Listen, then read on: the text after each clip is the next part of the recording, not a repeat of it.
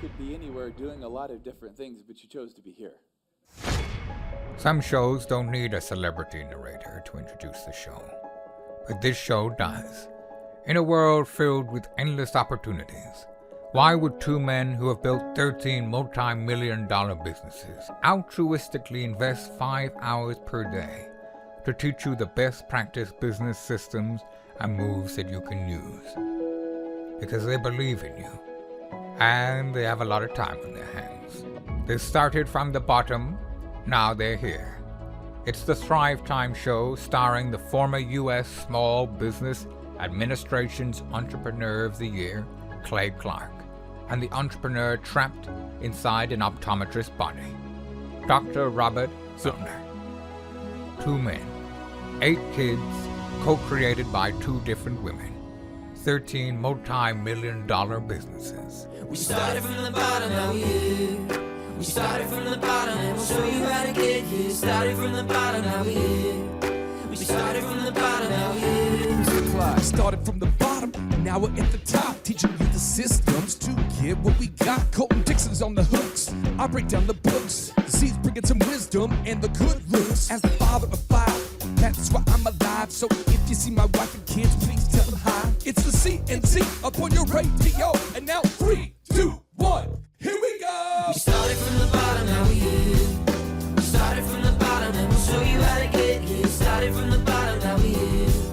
We started from the bottom, now we're here. We started from the bottom, now we're here. We started from the bottom, and we'll show you how to get here. Started from the bottom, now we're here. Well, folks, on today's show, we're talking about making it without losing it. What? Yes, making it without losing it. How is it possible to achieve success without what? Losing your mind? I'm not, folks, there's a lot to unpack on today's show. And today's guest is a woman who really knows her craft. She knows a lot about achieving success without it making your head explode, or at least that's what I believe. Jess Ekstrom, welcome on to the Thrive Time Show. How are you? Good. Head hasn't exploded yet, so here we are.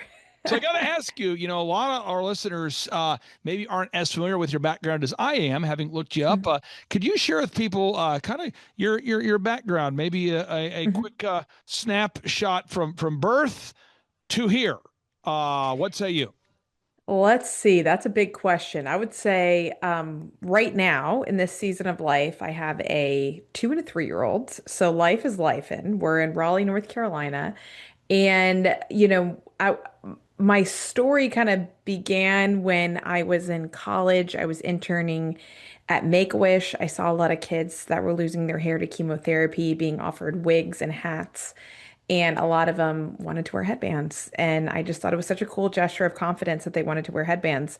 And I looked up, are there any companies, businesses, organizations out there providing headbands to kids with cancer? The answer was no. And I think that that's kind of a moment in your life when you're looking for something that you can't find. You have to decide, well, am I the one to create it? So I took it as a yes. I started a company called Headbands of Hope. For every headband sold, we donate one to a child with an illness. And that went on to do some really amazing things, donating millions of headbands all over the world, doing headbands for the NBA, the WNBA. And that led me to public speaking. I started speaking just to spread the word around the business. And then that turned into a business of itself. And now Headbands of Hope got acquired, and I help women develop keynotes and land on stages through my company, Mic Drop Workshop. And so that's the TLDR, as the kids say. Now, I so much to unpack there, and I don't want to be negative or dark or take it to a weird place, but I did want to share, I believe if I have this right, your uncle was Bernie Madoff, and Yeah. the Bernie Madoff, and I don't want to link you to that, but I think it's important to address it or at least bring it up. What was that like, having Bernie Madoff as an uncle? Not fun, Clay. Not fun, but he's my mom's uncle, and so I was not super connected to him, but I just remember the day, in high school when I found all of this out, not just my family losing their money and going into this storm of media, but just thousands of innocent people. But I think I was young enough, I was old enough to know this was catastrophic, but I think I was young enough to be pretty ignorant and naive and be a bit of a, I don't know if journalist is the right word, but curious in the matter. And that is what kind of led me to do some exploration, I think, around, I don't know if I was looking for answers of why or how, but led me to visit him, which is when I learned the story that kind of catapulted the book for Making It Without Losing It, where I asked him, how did he do this or why did he do it? And I thought he would give me an answer that, quite frankly, I wouldn't understand, about the stock market or something I wouldn't get. But he told me that this crime didn't start when he was made his first bad investment. It started when he was a kid in Brooklyn. None of the other kids would play with him, so he started paying them in nickels to play with him. He said that's when I learned that admiration can be bought, and then it just never stopped. And I think this is such an extreme case, but we can all relate to the feeling of just wanting to belong and wanting to be liked, and sometimes it's at a deep cost. And so, how do we kind of stay true to what we want for ourselves without getting lost along the way? It was the biggest cautionary tale I could get at that age. So he's explaining to you that he as a young kid was paying people money to hang out with him as a young kid or for adoration, for friendship. And then this just kept growing and growing and growing into the largest Ponzi scheme in American history, or when did it ramp up as you began to research and talk to him? Like when did it get, or maybe it always was ramped up. I don't know. When did it become the biggest Ponzi scheme in America? I don't have that answer. I think that the conversations I did have with him didn't get into the tactics, and I probably wouldn't have uh known what I was listening to anyway, but it was really just the human side of it, and not at all excusing what he did, but recognizing that, at some point we're all chasing like just wanting to be liked. And so, how did that story impact you, like with your career? Because you're an entrepreneur, you're having big success. How did you, or what did you take away from hearing his story where you thought to yourself, note to self, don't start largest Ponzi scheme in American history. Note to self, don't. I mean, what did you learn anything from that that has shaped you directly? I run something called on myself called the purpose test, and it's where I look at what I'm chasing, whatever it might be, whether it's like a number in my business or a certain achievement that I want to hit. And then I ask myself, if I got this, let's say I did, I hit the number, I got the achievement, but nobody knew it was me. I had to remain anonymous. Would I still do it? And I have people that I speak to run this test and like look at the thing that you're chasing and audit it. And if I wouldn't still go after it, if I had to remain anonymous, and it's probably a sign that I'm motivated by something else. And I think this moment taught me that. And I think that looking at that time, not to say I will ever, be grateful for it, but I would say it's a turning point in my life, and a lot of my family's lives look a lot differently because of it. Now, I've got a couple questions related to your book, kind of shifting gears here. The book, again, Making It Without Losing, and I'll put it up on the screen here in just a moment. Can you talk in your book about, in your book, I understand that you talk about how our past drives our definition of success. Could you talk about in the book where you go with that concept?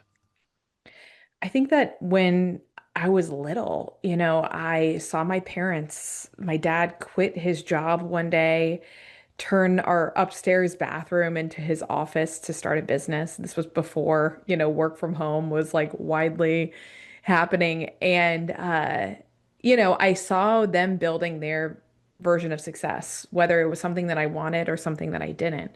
And I think for a long time, we're just feeding our own version of success based on what we've seen, whether that's from our parents or what we were told in school growing up of like, get a job, do this, white picket fence, American dream, whatever it might be.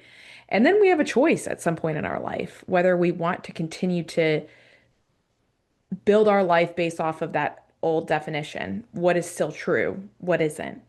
And then what do we want? Where do we want to go from here? And so I think there was information that I think we continue to gather. And then at some point we have to audit, is this really what I want? Or am I just building this based on what I thought success was growing up? Where do you, because you talk to large audiences, you talk to men and women, where do people get it wrong by default as it relates to the pursuit of success?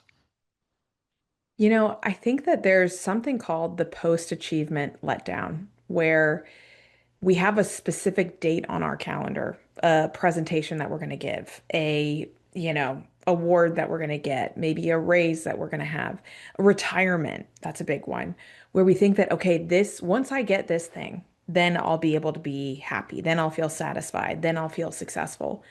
And then we know we've hit it. Maybe it was a number of podcast downloads for you, Clay, or like a book hitting a bestseller for me. And then the goalpost keeps moving, the progress bar keeps extending, and you're back to phase one. So this post-achievement letdown has been scientific. Michael Phelps has talked about it, Simone Biles has talked about it in the Olympics, where you finally get the thing or go to the place, do the thing that you've been like so desperately thinking is going to be the thing that makes you feel a certain way. Then it happens and you have this huge letdown because you realize no single achievement is going to solve all your problems or is going to help you relax. So I call that the arrival trap, where we have fixate on a specific thing that is going to allow us to be ourselves or let us relax.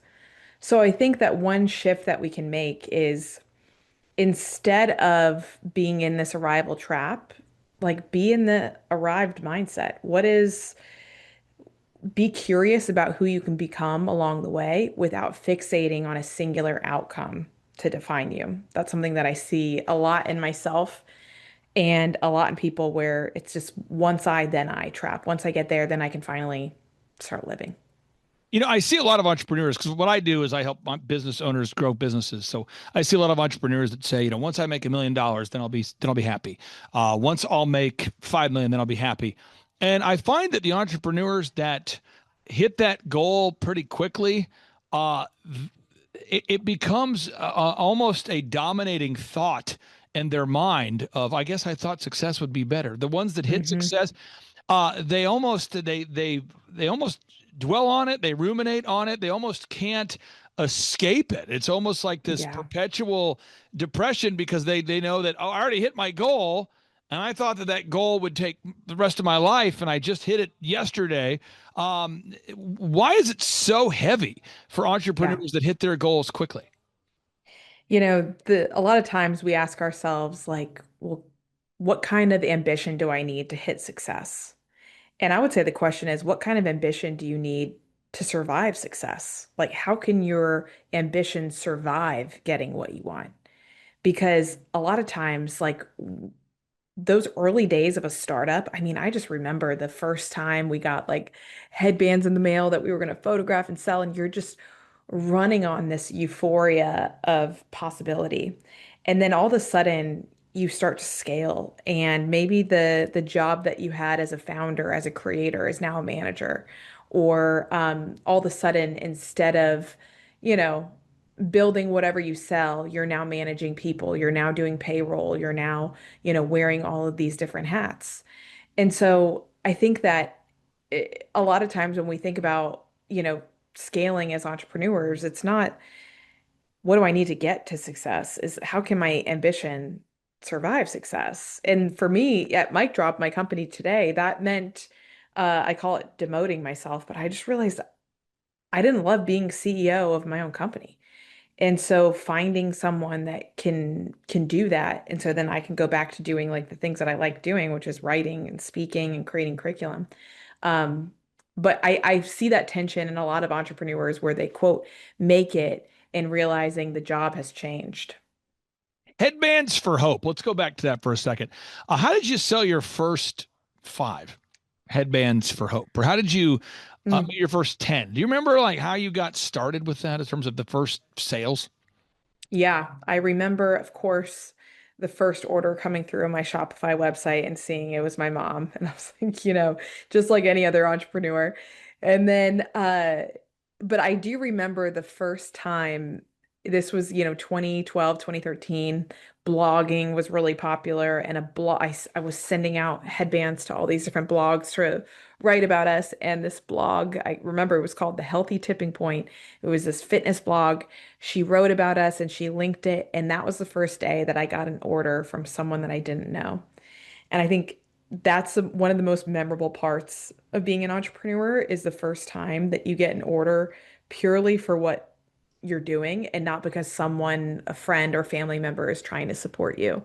And then I remember the first time seeing my company, my product in the wild. I was at an airport and I saw a woman wearing our headband and I went up to her and I was like, "Oh my gosh, I love your headband." And she goes, "It's the coolest company. It's called Headbands of Hope. I have to tell you about it." And I didn't at the time didn't have the guts to tell her that it was me, but yeah, those are some moments that you take to heart. What do you say to an entrepreneur out there that has a product like you did, who's trying to gain traction? I mean, did you just make a big list of influencers and bloggers that you felt like you could send sample products to, or how did you gain that initial traction? Because there's somebody else on the other end of this conversation who's feeling a little bit depressed because they're not gaining any traction, despite the fact that they have a product or service that they really believe strongly in.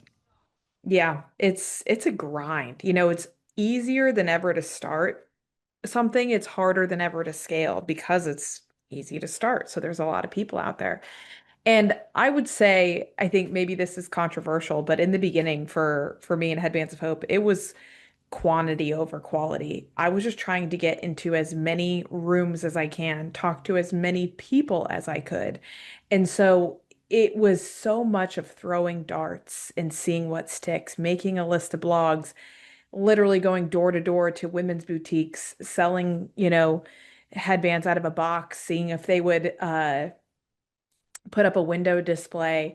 And then, people say all the time, "Oh, like, what would you do if you knew you couldn't fail?"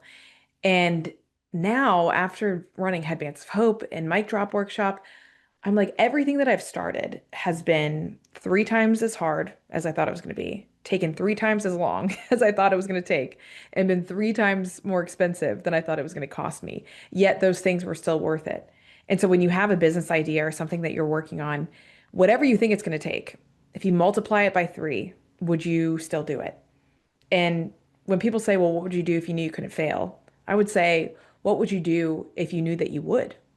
Like, if you know that failure is going to happen, what is worth it to you? Because as a startup and as an entrepreneur, the failures are data. It's a rite of passage. You have to do it in order to get to the next level. So what would you do if you knew you would fail? Okay, let's keep going on this because this is powerful. I'm going to pull up the book real quick here. I want everyone to see the new book here. Let me pull it up. I know you have it behind you, but I want to put it up on the screen here too. Making It Without Losing It, How to Stay Motivated in a World Where We Are Never Done. There's the book right there. I'll put a link to it on the show notes.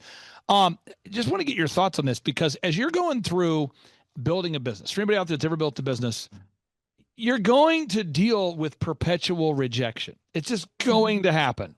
And 10-second story, Jess, I grew up stuttering as a young kid, couldn't talk until a certain age. And so, I kind of process rejection a little bit differently. I frankly just don't care. So that's probably good and bad. I'm kind of calloused in that way. But I know a lot of people, they put their net worth as a human is tied to their success of their business. So if they reach out to 100 bloggers, let's say, or 100 podcasters or influencers with their great product, and they say, "Hey, I'm throwing these ideas at the wall. I would love it if you would take an interest in my product and perhaps talk about it or receive a free product and then maybe share it with your listeners or your audience or your viewers." And they don't get an email back or they get a rejection email. They really Take it to beware of heart. that. They take it to heart. And so I'm just telling the listeners behind the scenes, there's a really awesome song producer I reached out to yesterday. I would love to have him on our podcast. And I've been rejected by this guy more than anybody. But occasionally people, say yes. And that's why we've had Wolfgang Puck on the show and John Maxwell and great people. So what do you say to somebody who just wears the success or lack thereof as their overall sense of value? I would tell them failure will always feel better than regret. If you fail, you now have data to pull from. Regret gives you nothing. You have no story. You have nothing you would do differently because you didn't do anything. And so regret hurts a lot more. I think that people get a little happy celebrating failures. That's not me. I want to win, but I know that I now have more information than I did before. So if that is a reframe that could help you, you would rather pick failure than regret. And then I also think being a little bit insecure. A lot of people talk about getting over imposter syndrome and overcoming it. I don't think that that's what we should do. I think it's okay to be a bit insecure. There's studies at MIT that shows having imposter syndrome makes you better at your job, being more collaborative, asking more questions, getting feedback from people. And so I don't think if you're struggling a little bit, if you might feel a little insecure, that's leverage it. Don't try to just like totally eliminate it because I would say every time before I speak, I'm a little bit nervous and I know that I'm going to do a good job because of it. Now, this is an example here. You have, by the way, you have some of the best headshots on the planet. There you are, headshots. Okay, so Thank you. that's the thumbnail for the show. And when Also, we need to organize your desktop, Clay. it's a lot going on there. There's a A lot of stuff. lot of tabs open. A lot Yeah. of tabs, feeling the flow. Now, but this is, these are your headshots, and whether I like them or not, you have to be okay with them. I sincerely mean these are some of my favorite headshots. I love the yellow background. I love the whole Oh, thing. It's thanks. great.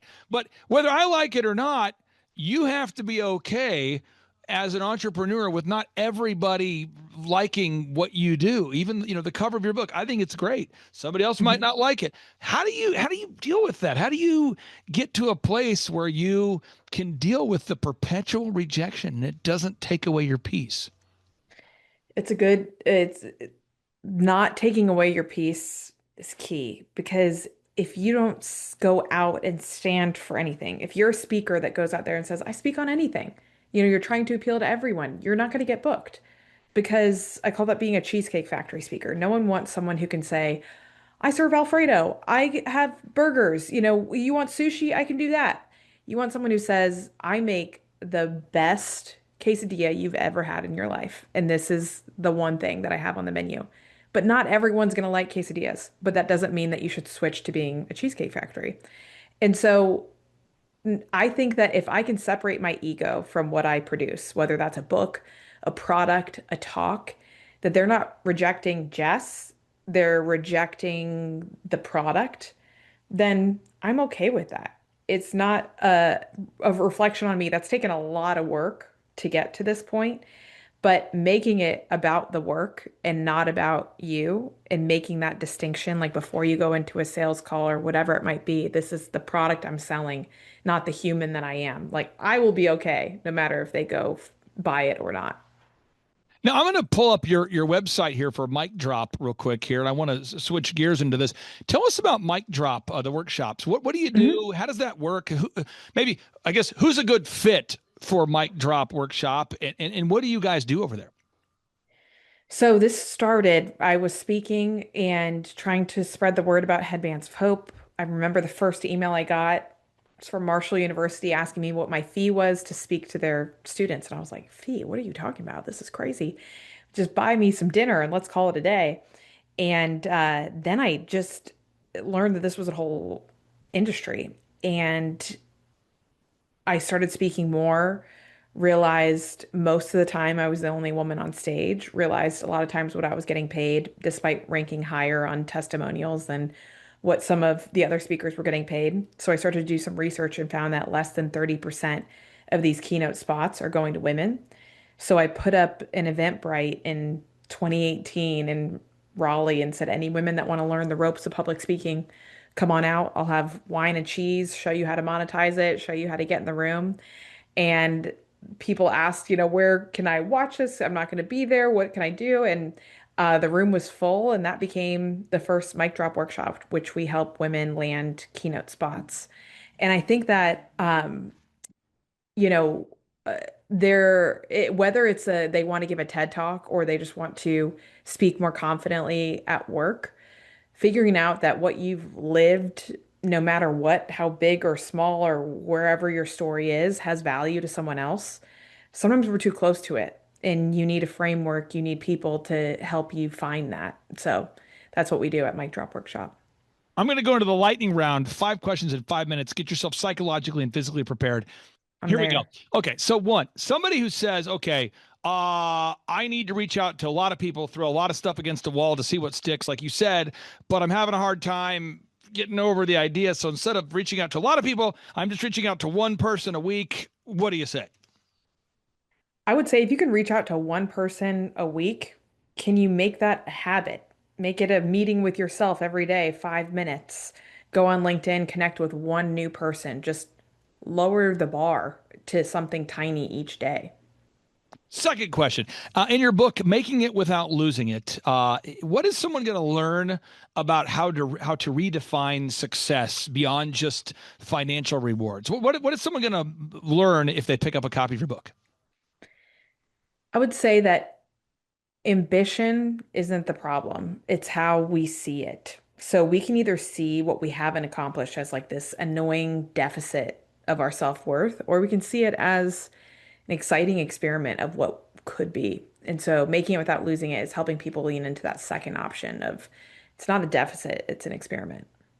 What is someone going to miss out on if they don't read your book? If someone says, I want to go to Chipotle. I'm not really hungry, but I'll go there and go ahead and get another burrito. You know what? I'm checking out at the gas station. The guy says, can I get you, do you want something else, sir? And you say, yeah, I do want something else. In fact, I'll have another regrettable burrito. In fact, I'm going to download iTunes songs I'm going to listen to once, watch Netflix movies that I don't really need to watch again, and invest money in an Amazon video that I probably will watch half of, or I'm going to buy a copy of your book. So someone's right now, they're going, should I buy a regrettable burrito or should I buy a copy of your book? What is somebody missing out on if they decide to invest in regrettable purchases versus investing in your book?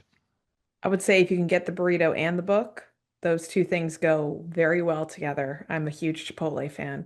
But I would say if you don't read it, then your career, how you think about work, feels more transactional. And so if you can get the book, if you can do Making It Without Losing It, then you can find a way for your ambition towards the future and your content and happiness in the present to exist at once instead of some date on your calendar that we know won't exist.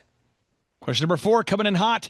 A lot of people will think about marketing emails or marketing texts, and they go, okay, I got to Mhm. send a text to my database, and you only have a certain number of characters, so people are rewording it. Well, I can only type this many letters or this many words, and but if you could send an email or a text message to everybody watching this show and give them one message, what is that message with maybe a limited amount of words or a limited amount of what is the thing that everybody needs to get from you? What's the message you want everyone to hear? I would say one of the most popular lines that I get after I speak when people say, I loved this, is that both optimism and anxiety require us to think about something that hasn't happened yet.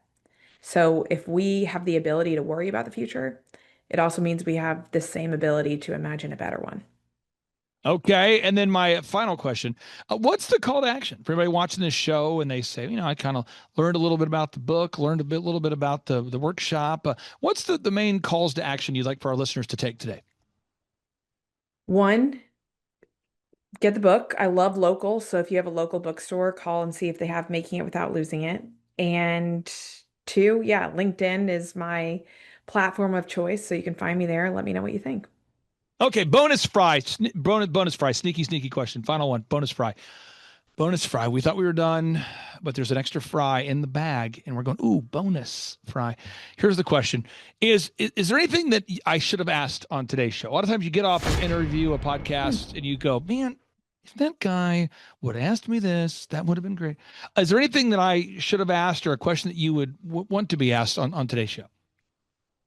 A lot of times I get asked for a public speaking tip since that's my thing that I do. You seem to be a great public speaker, but I'll give you one tip for your listeners that might need it. So I gave this tip in my TED talk a couple years ago.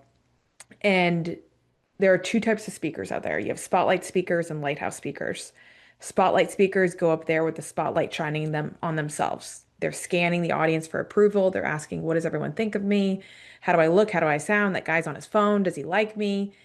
But then a lighthouse speaker goes up on stage, shifts the light from themselves to their audience. If a spotlight asks, what does everyone think of me? Then a lighthouse asks, what does everyone need of me? And they're not concerned with approval, they're concerned with guidance. And so, if you can, no matter if you're going on a podcast or stepping on a stage or giving a presentation, just take a quick second, shift the light from yourself as a spotlight to your listener as a lighthouse. You're going to be less nervous and your output is going to be better for it.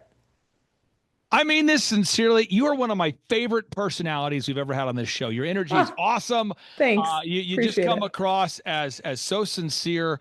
I've spent a little bit of an unhealthy amount of time researching you before today's interview, and a lot of times you meet people and you go, "Oh crap, they're not like I thought at all." Didn't live up to it. We've interviewed so many wonderful people on this show, and I just want you to say thank you for being kind, for being sincere, for achieving your goals, and then shifting that focus from yourself to an audience to help people, inspire them. And I encourage everyone to take action with you. And again, thank you for carving out time in your busy schedule. I really do appreciate it. Yeah, thank you, Clay. Thanks for having me. Have a great day. That Clay Clark, man, he is one character. It's a good word for him. Character. Yeah, that is it. Good, driven, smart. And I've never met a guy who was so hyper all the time. He's doing so much good. And then I met his mother, and she just says, she just lets him be Clay Clark. I mean, so he's endorsed by his mother, and he's doing magnificent work. So it was great meeting you out there and all the people that he surrounds himself with. Clay Clark starts his days at 5 o'clock in the morning. Oh, it's incredible. Yeah, he's a machine. He's a machine. But I have problems with my company starting at 9 o'clock.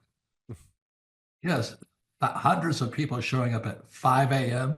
in Tulsa, Oklahoma. Man, he's a leader of a leader. He's a fantastic young man. Oh, he is. He is. He has just a wealth of knowledge. He's worked with so many different companies and different businesses. He could take a concept that he's used before in the past with somebody totally different industry and see how it would work perfectly for you in whatever niche market you're in or whatever type of service you're providing. And so his brain is just a wealth of knowledge, and just to have that type of perspective on, as a part of your team and your own company is huge, super valuable. So I would definitely encourage people to use him. But one thing is, you got to be coachable. You got to be wanting to get feedback. You got to be wanting to really grow your company. You got to want to put that extra 10 hours a week to working on your business and not just in your business. And so, yes, I would recommend it to anybody who's wanting to grow their company and provide great systems, checklists, workflows, great encouragement, and have accountability. Hi, I'm Aaron Antis with Shaw Homes. I first heard about Clay through a mortgage lender here in town who had told me what a great job he had been doing for them, and I actually noticed he was driving a Lamborghini all of a sudden, so I was willing to listen.